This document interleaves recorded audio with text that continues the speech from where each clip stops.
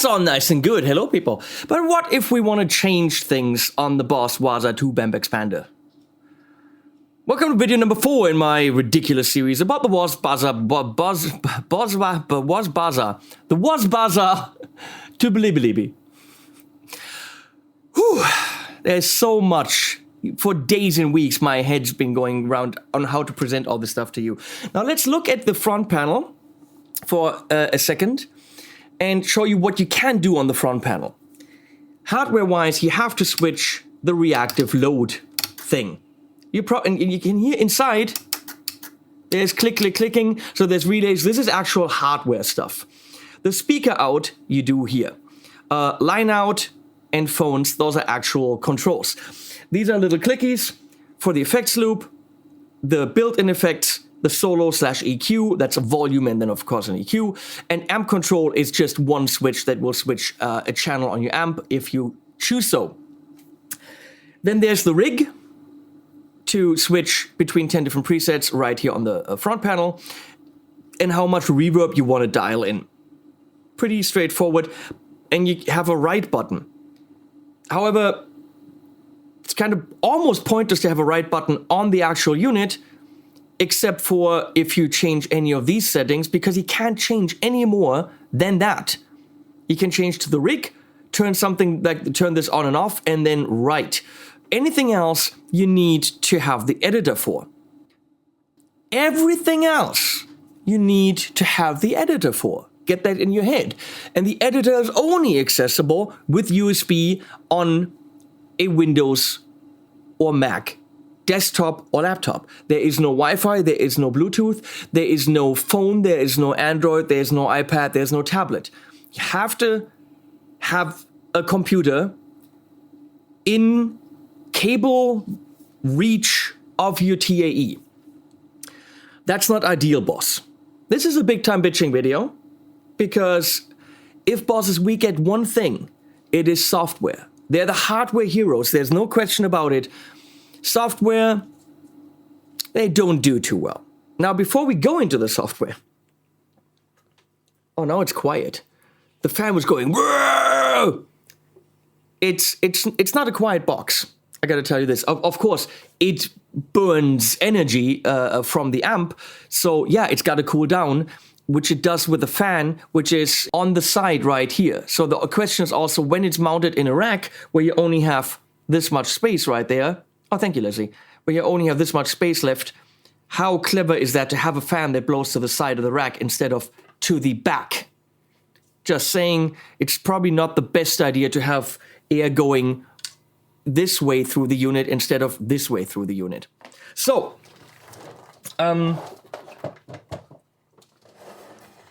when you get it, you will have to update the unit. It's very likely that you have to do that.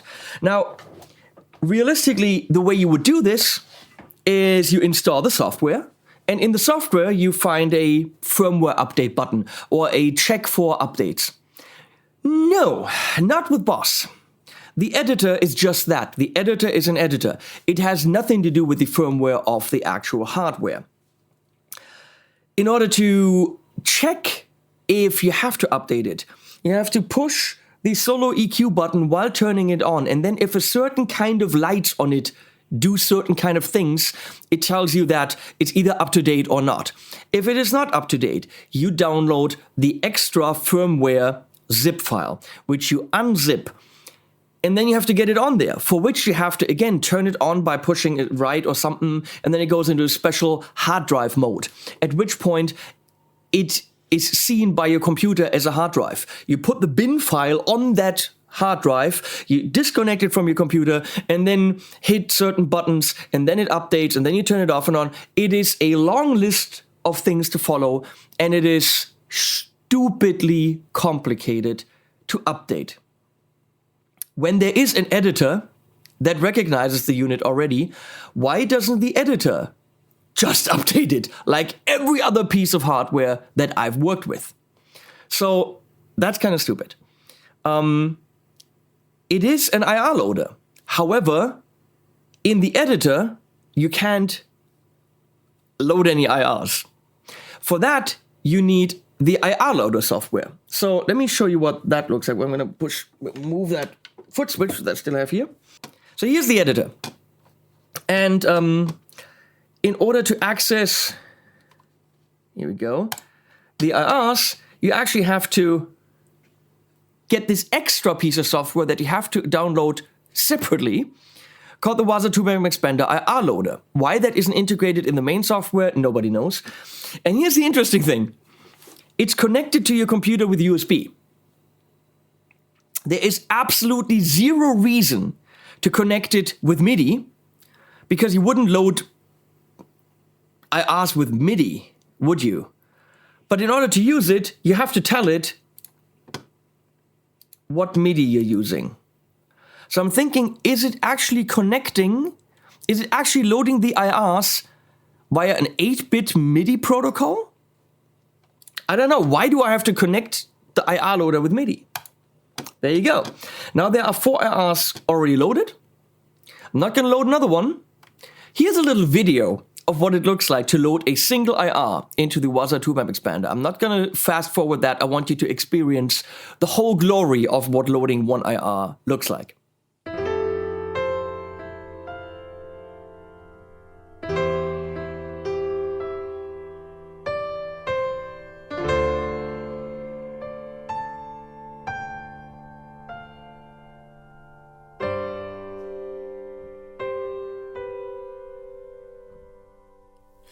The first thing in the morning, last thing at night, I just can't seem to shake you, 'cause you won't leave my mind. Every glance across the table, every single little wink makes me shiver and unable to find the words or even think. A single drop rolls down your face, a certain proof that I have failed. Happiness was yours to take, and I let it slip away. I wish that I could do all the things he should renew, and I wish that he could see all your hopes, your wants and needs. I wish that I could be all you want to see in me. Well, wasn't that just fun, kids? Well, you can see there are 4 IR slots, which really isn't that much. There are hundreds or thousands of impulse responses that you can buy online from Ownhammer, from Lancaster Audio, which is what I'm using right here, and many other sources. So you would probably want to use almost all of your own IRs. I know that Rabia Massad loves his 2-member expander, but I think Rabia uses his own IRs, or the ones that he likes the most. He doesn't use the built-in cabs, I think. Don't quote me on that. Which makes sense. Use the ones that you like the most. There are so many different flavors out there. But if you buy a package of 30, 40 IRs, waiting 2 minutes for one to load makes you not want to check them out. It makes you load 3 and say, okay, I'm good. I'm going to use those. I don't give a shit what the others sound like. That just can't be real. That there has to be a better solution. Now let's assume you loaded the IRs.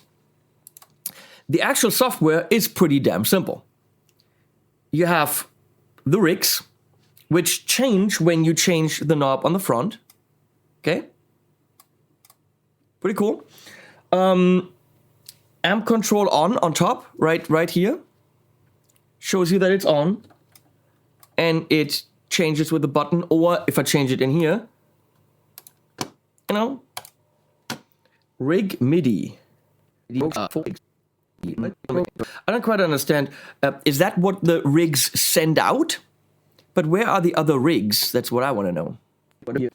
I don't know what that does. But okay, let's skip that. Of course, I'm just going to assume that the manual doesn't tell you anything about the software. Let's check that out. Boss owner's manuals are kind of lacking as much as the software does. Okay, yeah, that's it. The owner's manual is one page telling you about heat dissipation, which, you know, I just told you about. What the front panel does, what the back panel does, what the foot switch does, how to mount it in a rack, connecting to a computer, and you're done. That's it. There's 6, 7, 8 pages, and the rest is just different languages. So that's useless. I'm moving on. I mean, it's basic information that's important, of course, but not when it comes to the software. So I don't know what Rig MIDI does. The one thing I always question in the software is like, who at Boss knew something about user interface design? I'm thinking no one, because I have this chain up here, which is okay, fine, but I have all this space in the software. I have so much space in the software. Why make things so small? I got a freaking 5K monitor here, and I'm looking at really small things, which doesn't make sense. So there's my input, can't do anything. Effects loop, purple, can be turned on and off. And of course shows you, as you can see on top, shows you on the actual unit. And then there's a signal indicator, which makes sense to show you that there's signal coming in. The next is a compressor. That's cool. Turn that on, off. Should we check that out? You know, why not? We're here. I have right now the Friedman small box connected with this Friedman guitar. There are 2 different ones. A rack 160D. Tuner would be awesome, built in. Of course, but Boss wants to sell their pedal tuner. Which I understand, I'm not bitching about it. But actually, on the front, a little tuner would be kind of cool. And why not? So, threshold, ratio, 10:1.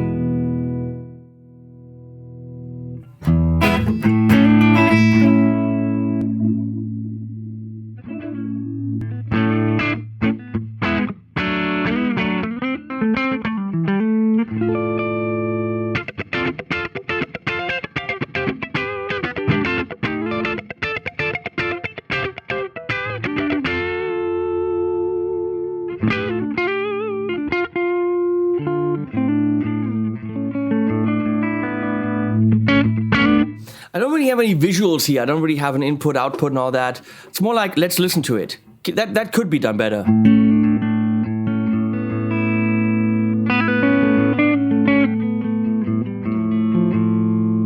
So it says panel button assigned disable, enable. Now what panel button does it do? Does it do...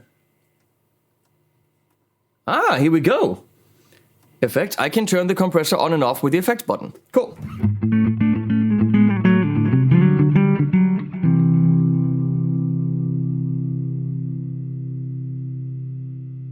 And now it should only switch the compressor and not the delay, because I disabled the panel button on the delay. Cool. So for what if I go to the VTG rack unit? I don't know. A little bit fatter.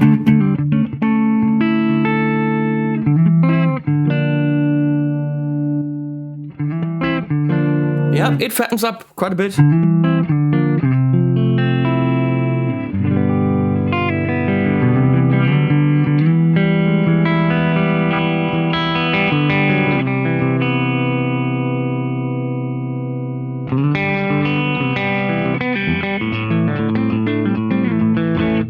Okay, pretty cool. Can turn that off. Next is delay inline, where we have single. Oh, kind of modulation-y.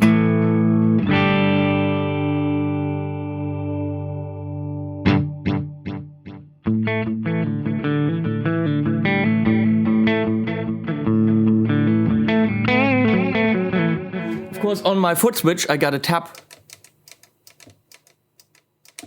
Right, tap button. Thank you, Lizzie. It gets totally chaotic here with all the stuff that's connected.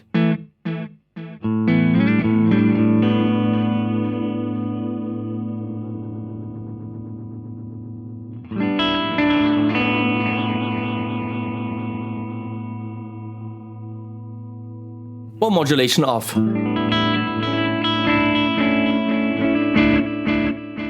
It's more like a digital delay. We've got a panning delay, which is pretty awesome.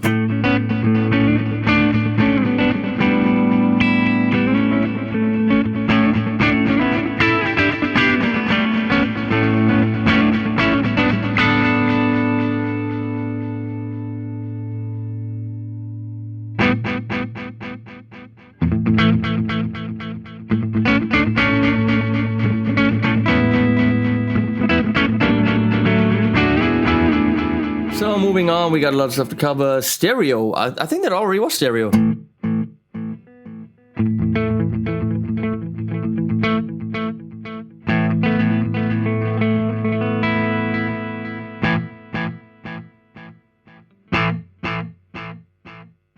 It is stereo, I don't know what kind of stereo is happening there. Then we have an analog. Just duller.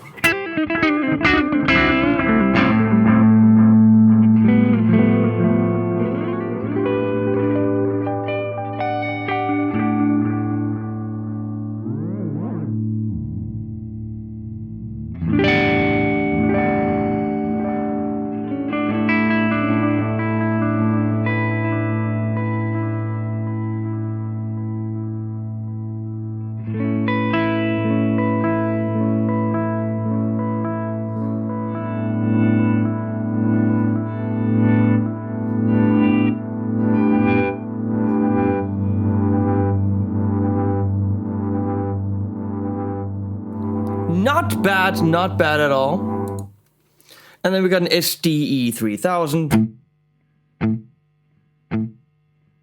with 2 seconds delay time if you want that.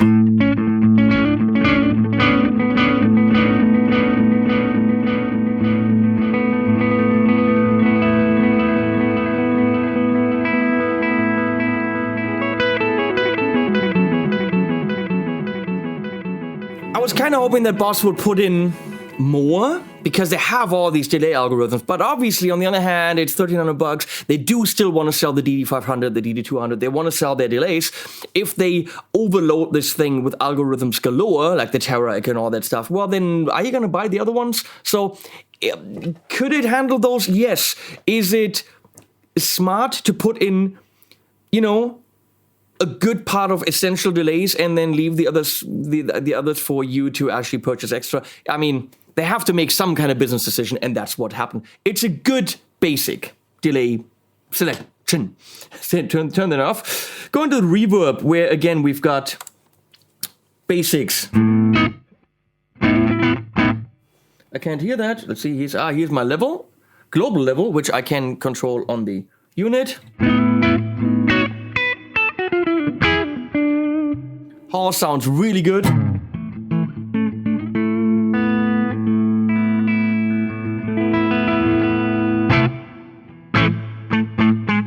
And it comes out of my speaker too. That is the cool thing. We're gonna go to Hall 2.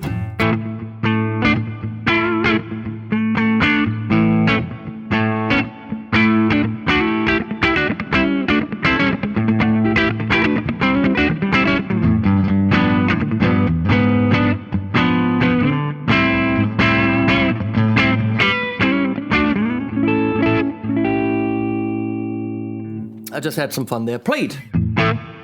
Bigger.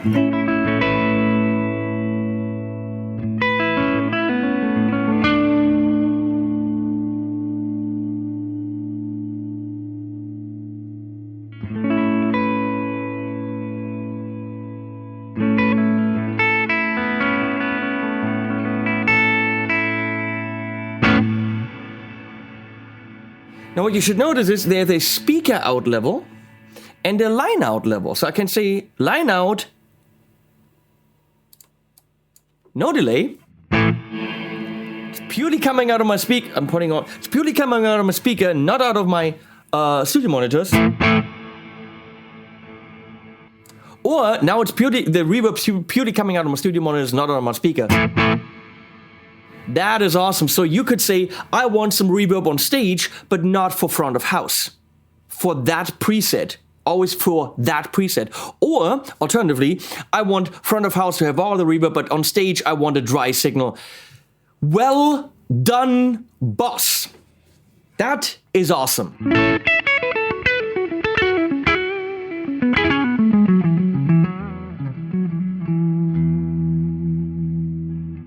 Now I want to see, wait a second, if I turn that off, if I go to effects loop, I turn the effects loop on, there's literally nothing I can do. Damn it! I was hoping I can do the same thing for the effects loop, saying whether or not that goes to the front of house and the speak. That, Boss, please, that's an update. You can do that software-wise. Please add the same functionality.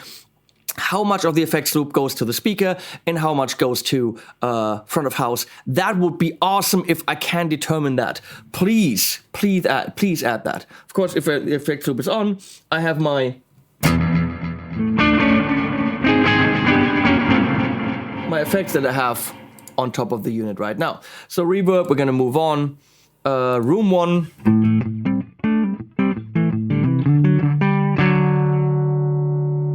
Pretty damn small, she said. Mix, send, it's all there, but oh, it's not on. Ah.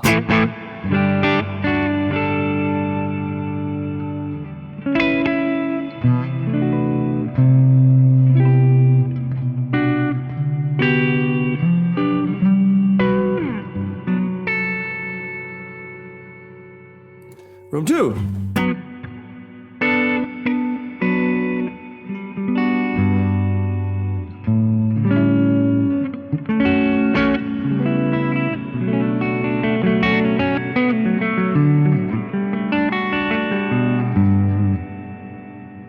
Nice. And then of course spring, which we wanted, you know, a little bit more subtle here.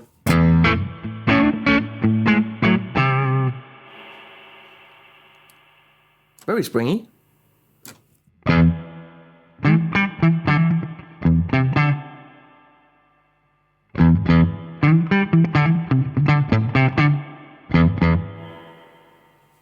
That's a little bit.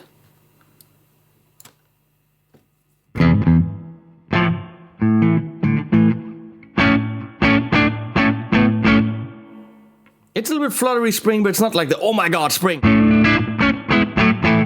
For example, if we turn that off, turn the effects loop on.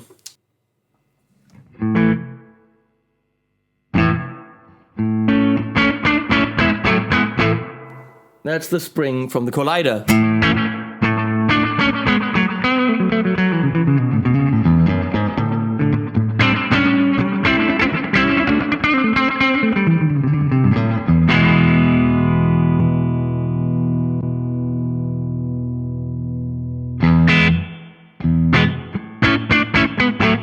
It's okay.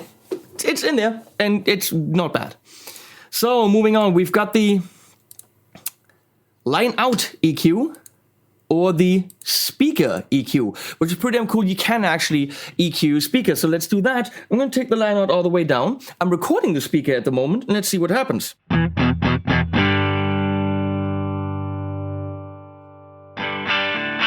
You can EQ your speaker. Not your amp, but what comes out of your speaker. That's pretty impressive. Say my speaker's a little bit. I'm boosting the low end.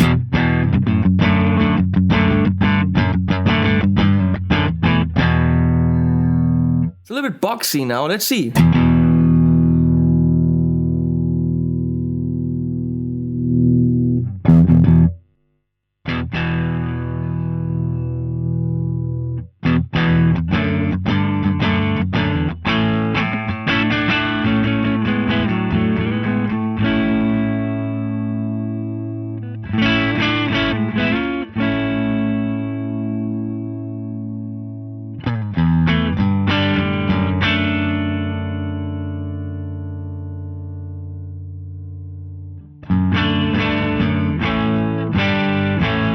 That is freaking crazy.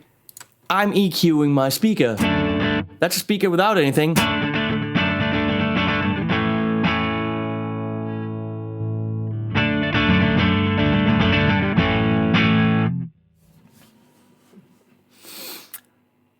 That's impressive. That is absolutely perfect because get this, per program, you can change the sound of what's going into your speaker. Not the sound of your speaker, but you can tailor, you know, and stuff. Alternatively, you can go graphic EQ.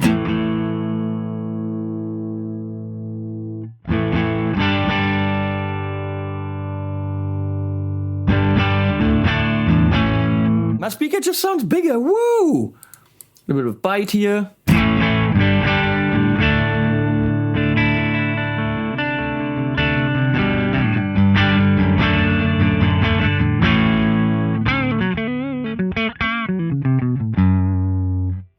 again without. I don't want that. I want to... Oh. Impressive. Now, speaker off, line out on.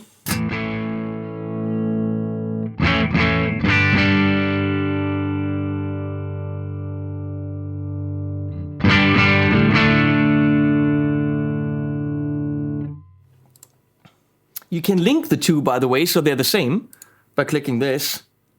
But I don't want that. I want to have control. The built-in speakers tend to have a lot of low end. For me, for recording purposes, that's too much. That's too bully, too... So you tame that.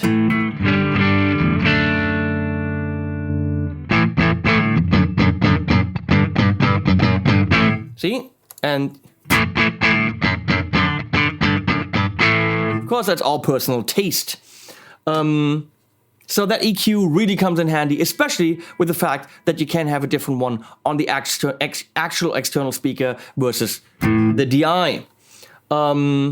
Which brings us to the sim.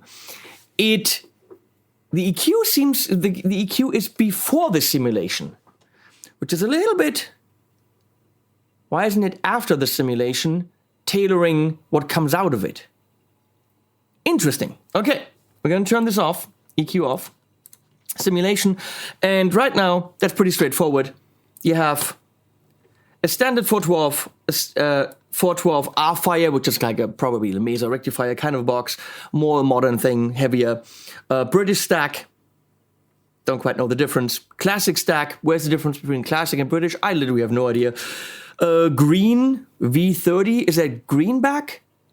/V30, is it both of them? I have no idea what that means. 412 4 front of house, I don't know what that means. It's probably leaner. Whenever I switched to it, I was like, that's more my liking.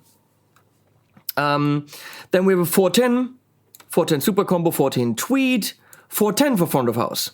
Then we get a 212 standard, 212 diamond, which is Voxy, 212 for front of house, 112 tweed, blah, blah, blah, blah, blah, blah, blah.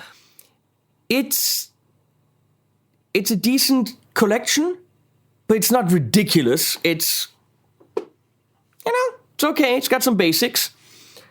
And there isn't a buy now button. There isn't a give me more button. There isn't a purchase everything you want button. So it seems not expandable at this point in time, except for future firmware updates. But there isn't I really want to get the Celestion package. They're not cashing in on you wanting more speakers, which would be a good idea to sell you packages, because that's how Two Notes makes their money. They sell you a great piece of hardware, and then here's 200, 300, 400 speakers, which you can buy individually for $8 a speaker, which is a good business model for Two Notes, and it could be a business model for Boss. They're kind of missing out on you collecting more speakers over time, which is, well, that's what's in it, that's what you get. They could have kind of had a little bit of a cash cow there. They didn't. So, of course, we can go through different ones here, but...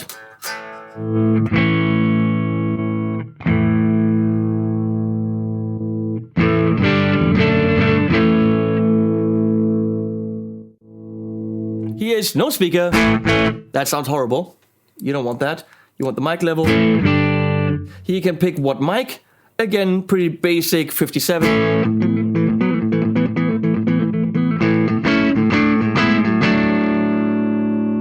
421, which we had, 451. And then probably an 87, which is a big condenser. I don't hear major differences. And flat.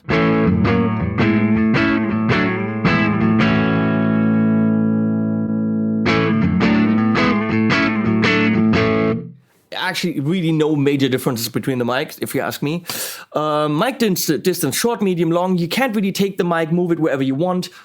That's one approach. Here you have basic settings. Medium. The more you move it away, the more room you get. Or you don't.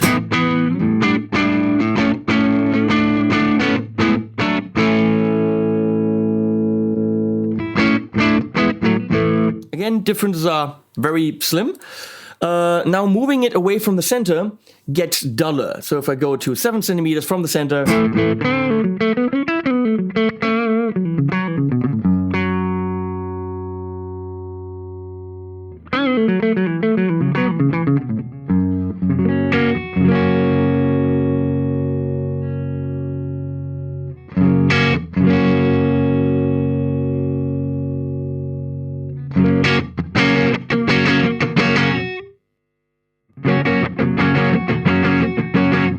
things change, but subtly. Now you can go into an anechoic chamber, so there's absolutely no reverberation happening. Or you can go into a small room. Or you can go into a big room. There you hear a little bit more of it moving air. So if I now go mic distance long, still no big difference. What the?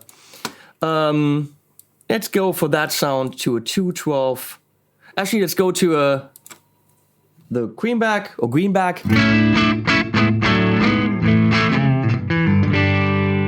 And now the difference to front of house.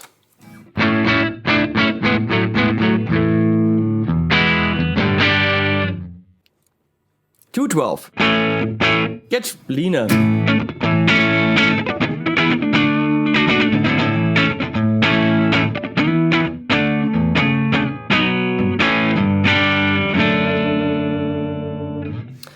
Those are the settings. So if you go to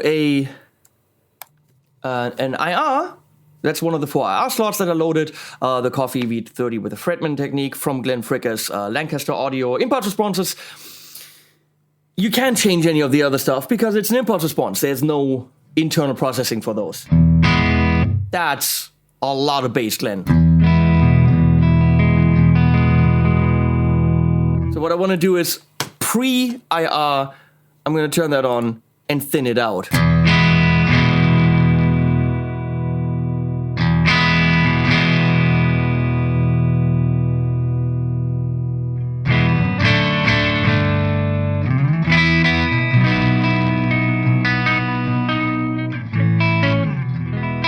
So that's what you can do. And you can say what the line out level is. And that's it. That's what you can do in here. Pretty simple to understand what's going on. Let me put the guitar away.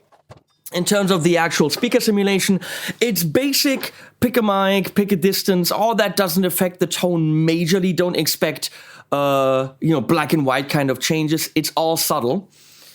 Now, let's go to standard again. I didn't save that. If I wanted to save it, of course, I hit right.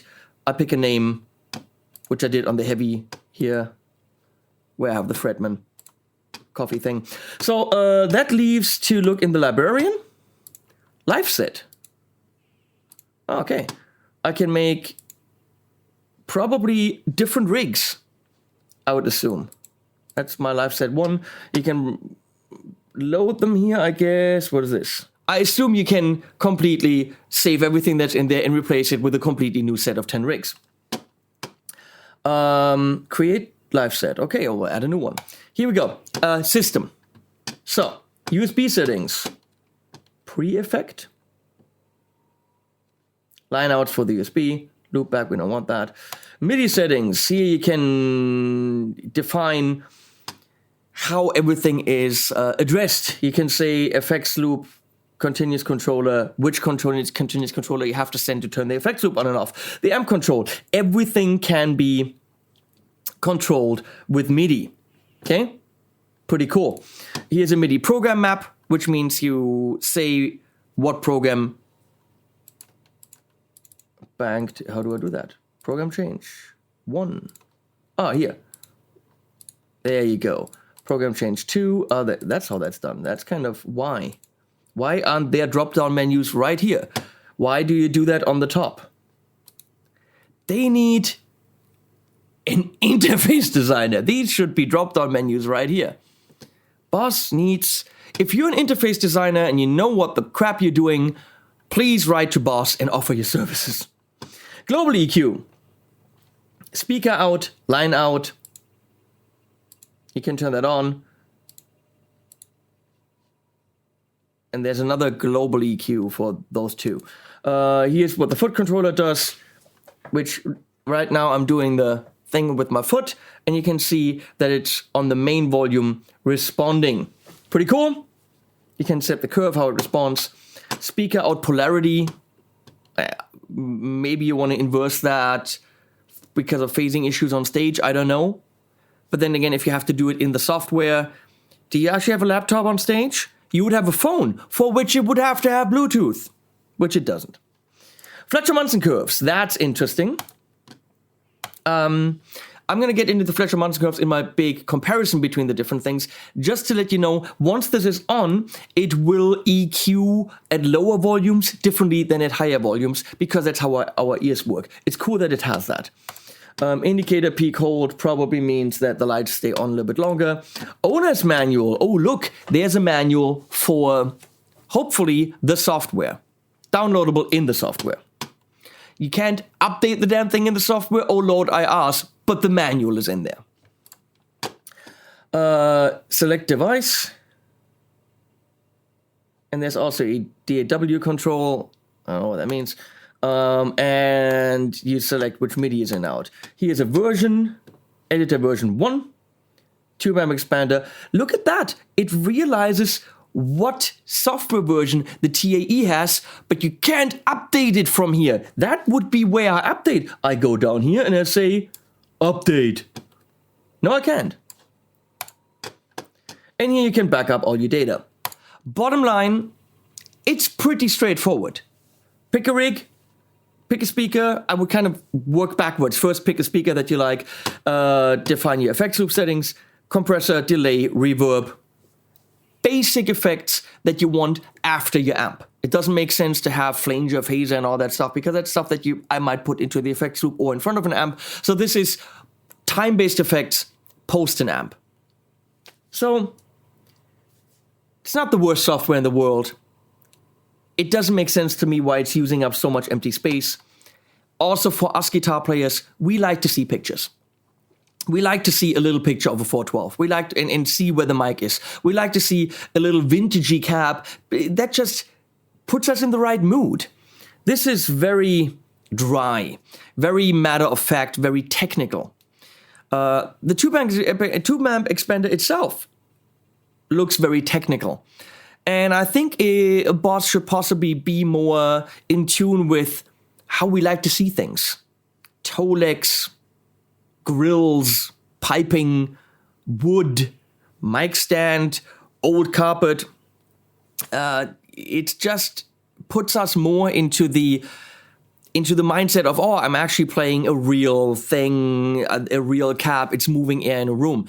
This is very dry. It does the job. So you can do all that, but be warned, you have to have an actual computer with USB connection to get to all these functions.